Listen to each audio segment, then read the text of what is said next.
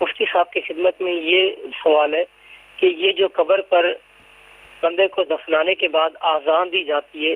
کچھ کہتے ہیں کہ یہ ناجائز ہے، تو یہ اذان دینا بہتر، اور اس کے معاملے میں اگر کوئی تفصیلی کوئی ہو تو وہ ارشاد فرما دیجیے۔ دفنانے کے بعد اذان دینا بالکل جائز ہے، اس میں شرعاً کوئی حرج نہیں ہے۔ بات یہ ہے کہ کسی کام کے جائز یا ناجائز کا دار و مدار اس بات کے اوپر ہوتا ہے کہ شریعت نے اس کے کرنے سے منع کیا یا نہیں کیا۔ صحیح۔ تو قبر پر اذان دینے کو شریعت نے منع نہیں کیا ہے، بلکہ فقہا نے اس کو مستحب قرار دیا ہے کہ قبر پر جب دفن کر دیا جائے اور اس کے بعد اذان دی جائے، یہ مستحب ہے۔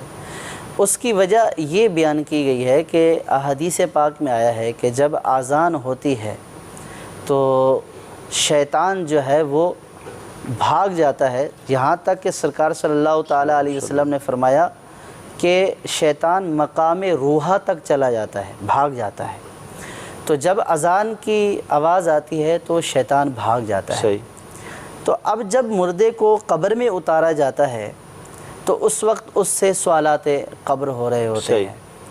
اور اس وقت شیطان آ کر مداخلت کرتا ہے۔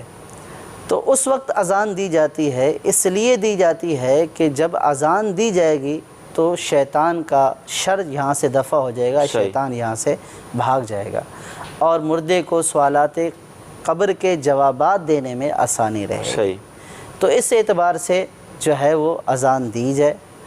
تاکہ شیطان کا شر دفع ہو، اور شیطان جو ہے جو مردے کو ورغلاتا ہے، بہکاتا ہے، مردہ سوالات قبر کے جوابات دینے میں اس کے شر سے محفوظ رہے۔ اور آپ نے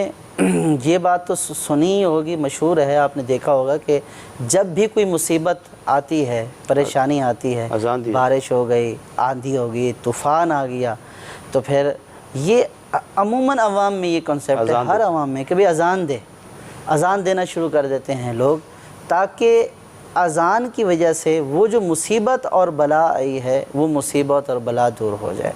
اسی طرح فقہاء نے فرمایا کہ جو مرغی والا ہے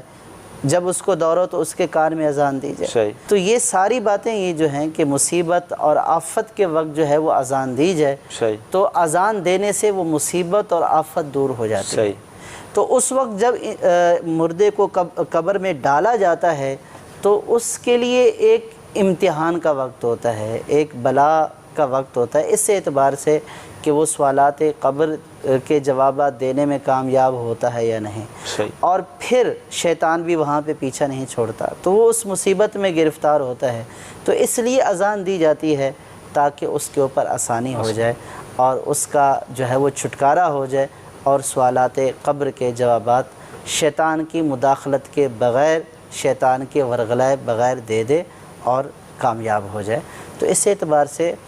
جو ہے وہ اذان دینے میں کوئی حرج نہیں ہے، یہ شرعاً ناجائز نہیں ہے، بالکل جائز بات ہے، بلکہ مستحب لکھا ہے فقہا نے۔ تو اس کو ناجائز کہنا،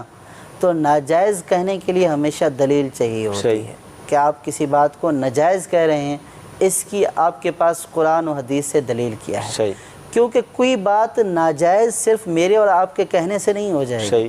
اس کے لیے کوئی نہ کوئی دلیل ہوگی کہ بھئی یہاں اس ضابطے کے تحت، اس قید کلیے کے تحت جو ہے یہ ناجائز ہے۔ اگر اس کی کوئی دلیل ناجائز ہونے کی نہیں ہے تو وہ جائز ہی ہے۔